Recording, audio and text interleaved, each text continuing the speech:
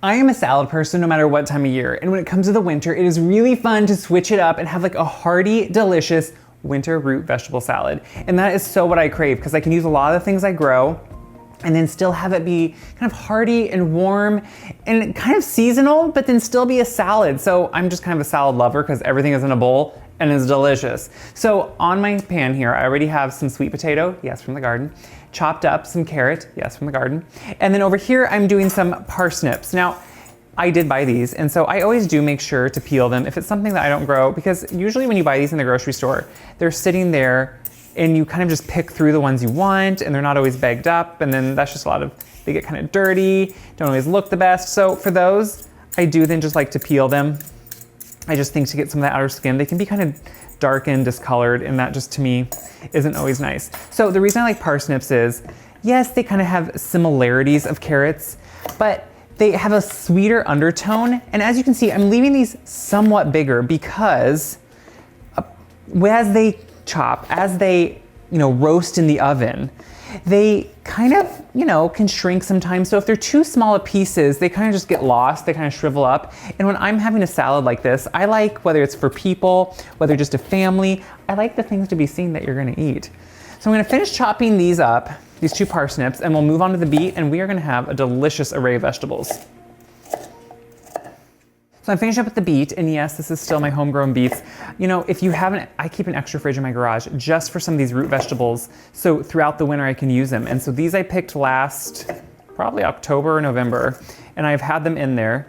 And it's just wonderful to be able to go out and still use those things. And I love red beets, one, because you either like them or you hate them. And I think everyone just needs to give them a chance, because red beets, yes, have an earthy flavor. They have a little bit of that, some people think, dirt taste. Don't be rolling your eyes at me. But they also have that heartiness, and they become extremely sweet when they are roasted. To me, roasting is just like the answer if you don't think you like them. So on top of this, I'm gonna kind of make a little bit of a marinade, which is a little bit different. I'm going to take some miso paste. I love using miso. This is yellow miso, which is like a fermented rice. But what it is, when you have that fermented flavor in there, it just adds so much depth of flavor. It adds something kind of just like extra special. And it really does just meld with these root vegetables so well, and really kind of just takes it up a notch, which to me is great. A little bit of Dijon mustard, which is kind of odd to go with the miso, but it really does. Miso does have a saltiness to it, so I don't add too much salt, but a little bit. And then I'm gonna add some olive oil, just because when you roast anything, you definitely wanna have that olive oil.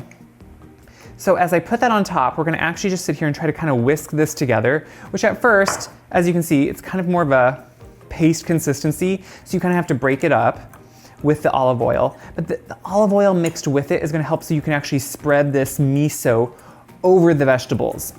So as I'm whisking it, I'm just making sure to kind of take that miso, kind of get it broken up a little bit with the olive oil, because at first they do not wanna mix, but then as you sit here and do it, and you try not to make a mess, which when I'm on camera is always kind of hard, but I really try for you guys, because you notice every little thing. So along with this, I'm not doing just vegetables, but I'm also doing some salmon, because I think it's really nice to up the protein, especially of a salad. It makes it more of a meal. So when you add some good salmon, and anymore, you can buy such good in the freezer, and oftentimes even when you buy it from a meat counter, unless you're in a fresh area where it is, it came frozen. So I love to just buy it still frozen, so it never had to thaw out until you want it to at home. And we're gonna actually put a little bit of this on top of that too. So I have that miso there. I have it mostly kind of mixed up with the olive oil. So to give it a good base, I give a quick splash of the olive oil to the vegetables. That just helps to have a good base. And this is where I'm gonna admit, you get a little bit dirty. So I'm gonna take the miso, we're gonna start putting some clumps around. We're gonna save a little bit for on top of the salmon. And then we're just gonna start with our hands. We're gonna sit there and just start mixing it up. And this is putting the vegetables all together too. And yes, red beets can get, they can bleed on you a little bit. If you've ever seen me in the summer, I can tons of pickled red beets. And when I'm done with it, your hands, if you don't wear gloves, they get extremely stained. Gloves would be a good idea, I guess, but it's just another step that I don't always wanna take. So I have that mixed up. It has that perfect coating on all of it. A little bit of that miso just to flavor it. I'm spreading them out now, trying to get that even consistency. I did put parchment paper down just because the miso has a tendency to want to darken, and so depending on your pan, it could kind of burn a couple spots. It's easy to clean up, but parchment makes it easy. Have that all done. And now for the salmon. So we have our 2 pieces of salmon. They're beautiful. I'm gonna put them on a smaller pan. The reason I'm not doing it together is because salmon, it cooks a lot quicker than the vegetables. Some of these root vegetables actually take quite a while. And so I like to make sure that I can pull it out sooner and not have it overbake, because you want it just to cook. You don't want it to get dry. But I do like to put that olive oil and miso mixture on top of this too, because then it just gets so delicious. It really does flavor it. And I think if you haven't tried miso, this is a great way to try it, because mixed with the vegetables and the hardiness in them, guys, it's good. I like a salad that has a lot of stuff in it, which you can see. So I'm gonna wash my hands. We're gonna throw these in the oven, and it's gonna be soon time for a salad. This is the best part. So this is how simple it is, and it's a great weeknight meal for this reason. When the salmon reached 120 degrees, I got it out. It sat there. It probably went up to about 125 as it was cooling off, because it actually keeps that residual heat, keeps cooking it. You don't want to overcook it. Then when all my roasted veg was done, I pulled that out. Look how they're getting the brown bits on top. They do shrink. So I have my greens ready. I did some romaine heart just because I love that crunch and that delicious kind of sweet rib in it. And then I did some like curly leaf, just to add some color, some texture. This is what you want in a salad. You want like hearty but fresh and crunchy. So for the dressing, I think once you just start, like you should for a month say, I'm only gonna make my salad dressings. I think once you get used to it, you're gonna be like, why do I buy them and what is in that? Yeah. So I'm gonna start by having 1 garlic clove that I'm gonna just put through a press. It's just easier to have it go through a press. I know presses can be annoying to clean, but you know what? You're extracting all that goodness. You don't have to sit there and chop it. I'm gonna do a little bit of mustard. The reason we always do mustard in a salad dressing is because it helps emulsify it. So it keeps it in a state where you actually have everything that's mixed together as opposed to the oil just sitting on top. Gonna add a little bit of salt. You need to have it well seasoned. Some pepper. I like that pepper in there. I'm a pepper fanatic. So then we're gonna add a few little extras. So some champagne vinegar. I like champagne vinegar. I like that's a little bit lighter flavor. It's not really strong, and it doesn't even have near the strength of even just like a white vinegar. It's more palatable. I just like it. To balance all this out, I'm gonna add some sweetness, which for me is usually maple syrup. It could be honey too, but I love some maple syrup. I really think that sweetness, it kind of just brings everything together and makes it not so astringent sometimes. Since I have the miso and we're kind of going that direction, I'm adding just a little bit. It can be way too much, so just a little bit of toasted sesame oil. Now that can get strong super fast, but it complements the miso like so well. And then of course, olive oil. We need the olive oil. And I'm gonna put that in there, and you kind of usually, you know, obviously you go a little heavier on the oil because that is that rounded out richness that you need. So I have these little dressing things. You could use a little jelly jar if that's what you have, even an empty mustard container you can keep around. I always like something like this that if I'm not gonna use it all, I can throw it in the fridge if I want to. I just think it's a great way to go. So you shake it up a little bit. Beautiful, emulsified, you can tell it thickened. That's what a good dressing is. So my big thing is what? Seasoning, seasoning, seasoning. I like to do it in layers. So salad even. I'm gonna add a little bit of salt, not a lot. No, guys, I have said this before, you get over 70% of your salt if you eat processed foods or if you eat out all the time. If you're cooking at home, you don't oversalt. I mean, you could oversalt, but this is just well seasoned. So I add that right to there. So to get my base layer of the dressing on, I like to put it on the greens before I just toss in all of the other items we're doing, because I want it to make sure those greens are actually getting there. So you want dry greens, because when greens are dry,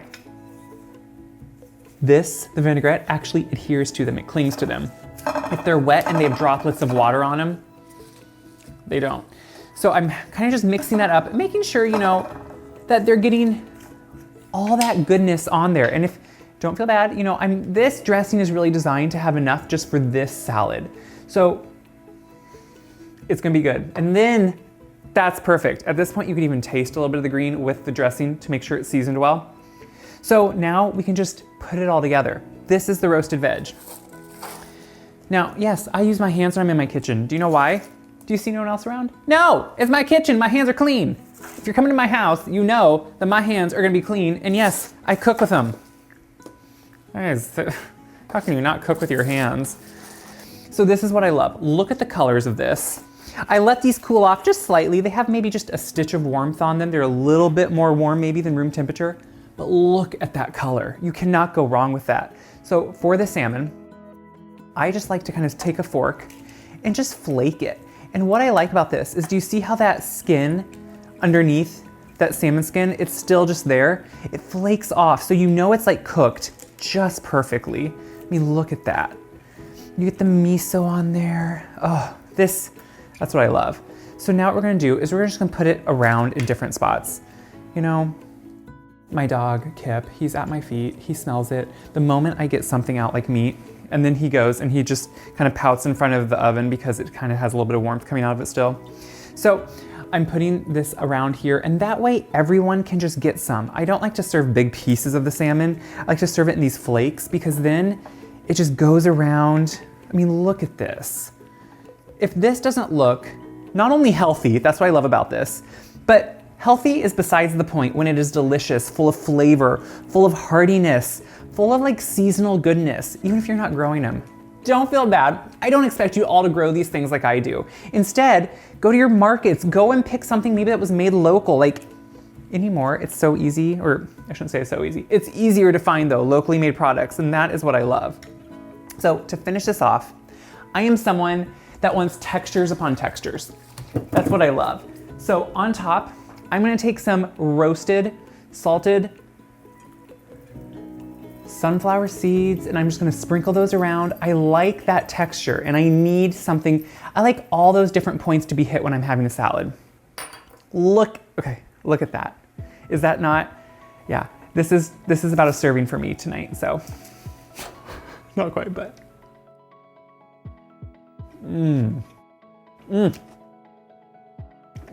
Okay.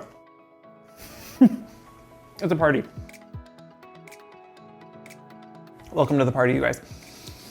What I love is, right off the bat, I get that interesting funkiness from the miso, but it's completely balanced by just that little bit of toasted sesame oil in the dressing. So you get that, and then you get that salmon that is just cooked. It is moist, but flaky. You get the crunch of those amazing roasted seeds. But then of course, guys, I'm missing out. I did not get the veg. A creamy but crispy potato. This hits all the spots. And what I love is, even though it's the dead of winter and it's warm, it's not warm, it's freezing out. Even though it's the dead of winter and it is freezing out, this warms and hits the spot. It gives you that comfort, but gives you that heartiness. On top of it, it nourishes you, and that's what fills you up. And it just makes you want it all. So what's great is you can serve it off. You can take it, set it on your table like this, look at the heartiness, serve it maybe with a piece of bread, with some crusty bread. It's gonna be delicious. It's gonna be a great meal. I am even gonna venture to say you can have this at night for, I'm in the Midwest, so I say for supper, but for dinner. This is a great dinner. This is what I crave and what I come home and wanna have. Make the veg a day or two before, even keep it in your fridge. Make the salmon a day or two before. You can assemble this then throughout. Okay, I have talked enough. What is most important is what? It helps me so much when you guys share these around, when you tag friends, put them on your walls, in your stories, but it also just helps so many others see how easy and fun this stuff is. If I can do it, you can do it. We can all do this, and we can have a better, happier, healthier life in the kitchen. That's what it's all about. So check my website, wiseguide.com, for this recipe, so many other recipes and tips. Until then, I'm gonna eat this salad, probably the whole thing. I hope you do the same.